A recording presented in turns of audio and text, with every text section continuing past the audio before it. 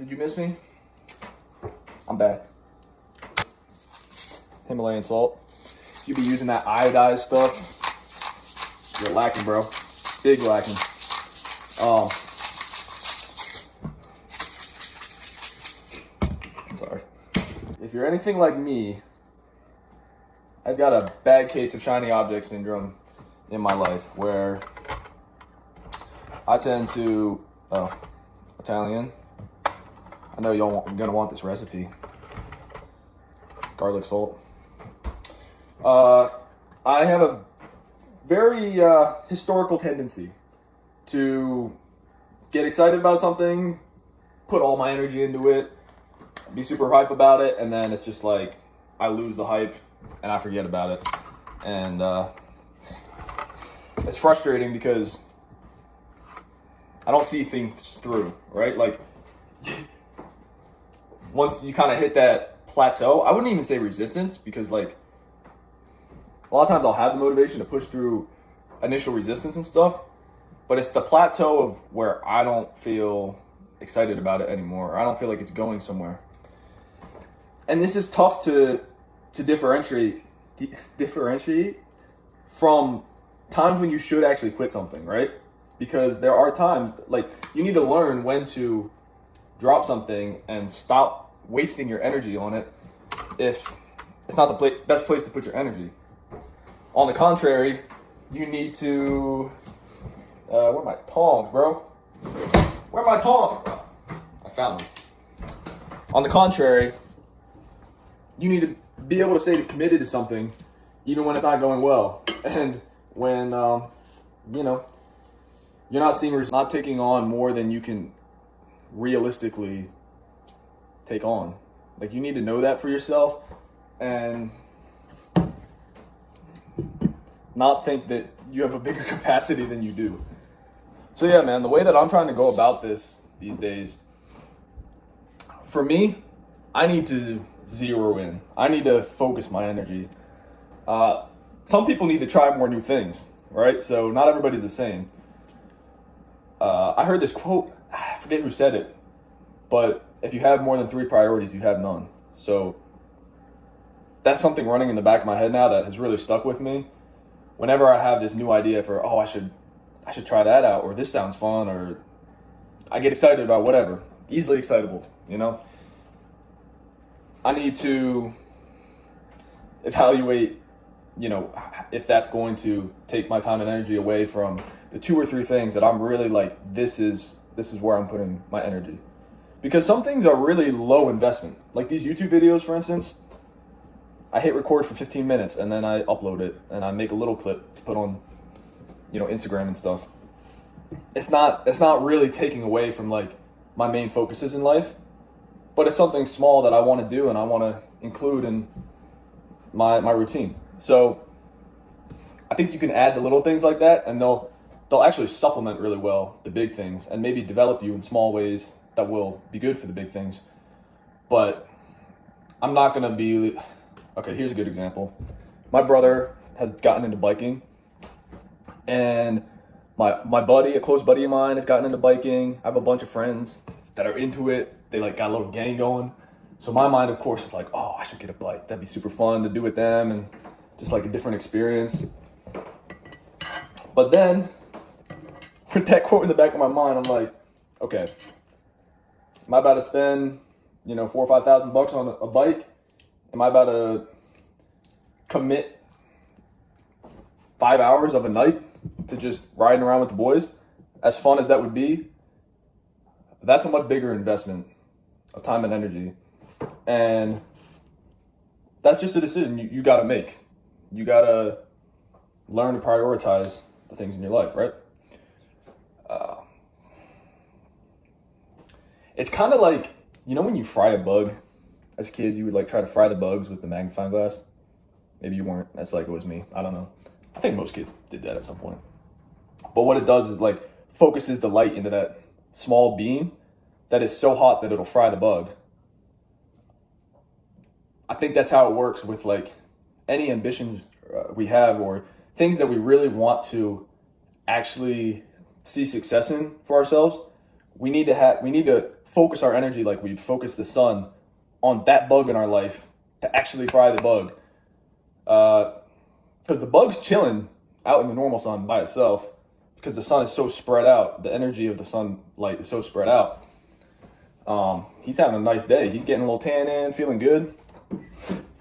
Let me stop with that analogy. I hope that makes sense though. Now, to speak to the other side, if you are looking back over the past couple years and you're like, can't think of any new hobbies, new pursuits that you've thrown into your life, that's not good either, because you get in this stuck in a rut of like really a box that you put yourself in. People will think of themselves as like a sports person or music kid or gamer, or you know, when you're older you probably will identify a ton with like what your career is, or you'll have like that one main hobby, and that's like Dave does golfing and is a lawyer. That's Dave, and that's all there is to Dave. And that's a really like depressing, sad place to be. It's so one-dimensional. You know, the more things that you try, new things that you try, the more micro perspectives you develop to the world. You'll learn little things within the nuances of those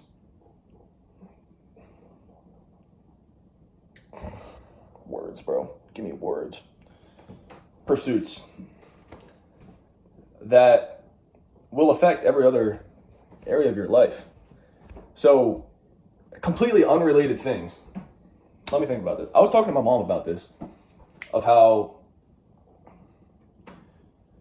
skills from one pursuit can be so beneficial and can be what makes you unique in another pursuit. I'm just going to give you one example, but you should really think about this for yourself too, because it's encouraging to see and to be aware of. Two big hobbies, pursuits in my life for the past couple of years has been fitness, and another one is music and like writing.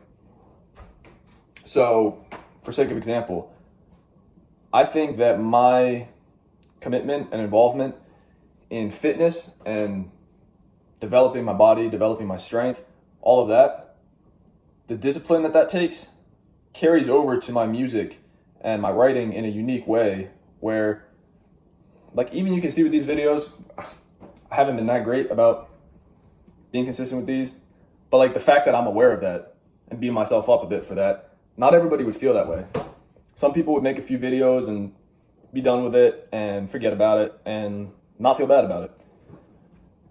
But I have this like discipline and learning delayed gratification from lifting that I can apply, that I have as a lens to my music and writing, of like learning to stay dedicated to something and to put the work in when I'm not feeling like it, or something like that. You know, because there's tons of artists out there that are fantastic artists, writers, painters, musicians, whatever, but they can't stay committed to it or stay focused to it long enough to actually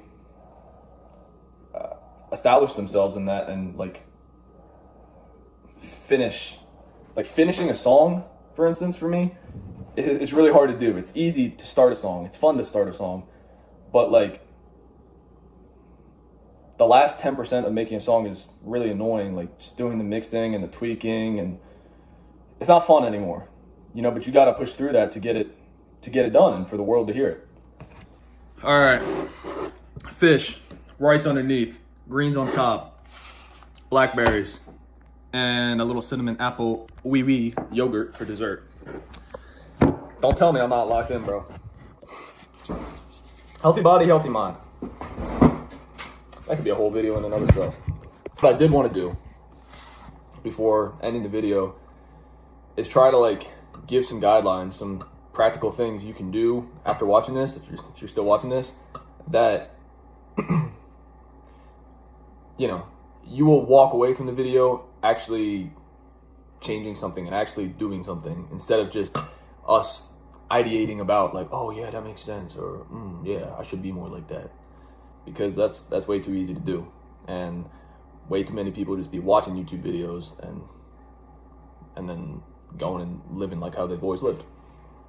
Post watching this video, I want you to write down your 3 priorities in life. Just like that, boy. What are the top 3 things? And let me rephrase this a bit. Not necessarily what's most important to you in life, but top 3 priorities of where you want to channel your time and energy. Because there's a difference there. Where, for instance, my relationship with my family is really important to me, but I don't actually put that much time and energy towards it, you know? Like, we text some, maybe hang out with them once or twice a week. But compared to my 3 priorities that I've written down, because I have done this, I'm never gonna ask you guys to do something that like I'm not doing myself. I hope you know that. But yeah, I'm putting like 95% more time towards other things, even though that's a big value of mine. So priorities in terms of where you want your time and energy to go. 3 of them. Then I want you to think about things that you can cut off, excess fat that are detracting from those 3 things. We'll say, just to keep it easy, come up with 3 things that are just a distraction. Even though like it's kind of cool, or you enjoy doing this, you like the thought of it, cut it off for the sake of focus. All right.